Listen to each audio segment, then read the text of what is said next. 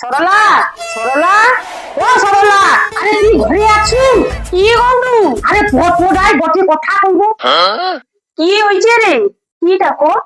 আরে আমি আর তুই দুজন দিদি বলি হব। কি গৌরে? ঠিক কইবি রে। একবার ভাব, আমি দিদিমণি হইলে কিরকম লাগবে কত?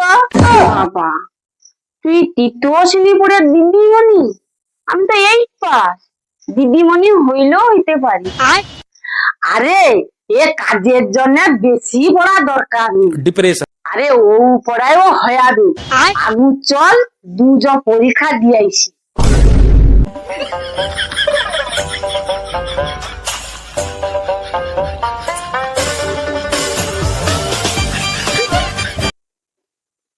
ওই তুই কি পরীক্ষা দিতে লিয়াছিলে? আমাকে তো পরীক্ষার নামটা তো কই কওনি। তুই কি আমাকে দেখছিছু? আমি তো তাড়াহুড়ে ওদিনে পেয়ে আসছি। কি বলে? এবার ক, কি পরীক্ষার নামটা কই ক। কেন? খেতড়ি স্কুলের পরীক্ষা?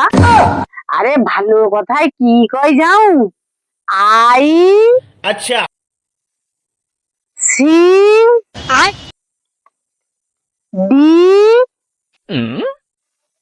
এস। বাবা গো, আইসিডি। ও আইসিডি এ? হ্যাঁ, তুই আমাকে আগে এনে বউনি কেনি? আমি তো 8 পাস, কিছু হয়নি। ওঠে আমাকে পরীক্ষা দিবে, পরীক্ষা দিতেও দিবে নি, আর পরীক্ষা কিছু ক্ষেত্রে স্কুলের চাকরিও দিবে নি।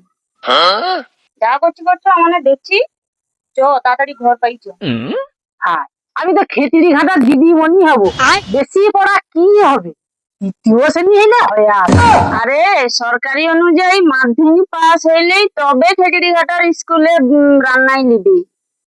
বাত তো সহি ও, আমি মাধ্যমিক পাস নাই করলে খেচড়ি ঘাটার দিদিমণি রানতে দিবেনি? তাহলে আমি তৃতীয় শ্রেণীতে পড়ছি হবে নি? আরে আমি ভালো খেচড়ি ঘাটতে পারি, মাধ্যমিক পাস কেও আমি হারিয়ে দিই। আচ্ছা।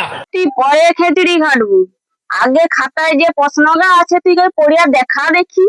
আমি তো তৃতীয় শ্রেণী, তুই তো 8 পাস, তুই পড় আমি শুনবো।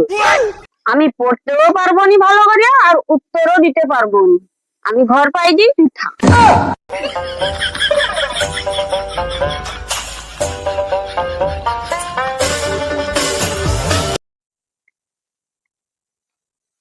হ্যাঁ, আমি তো একা পড়তেও পারিনি আর বুঝতেও পারিনি।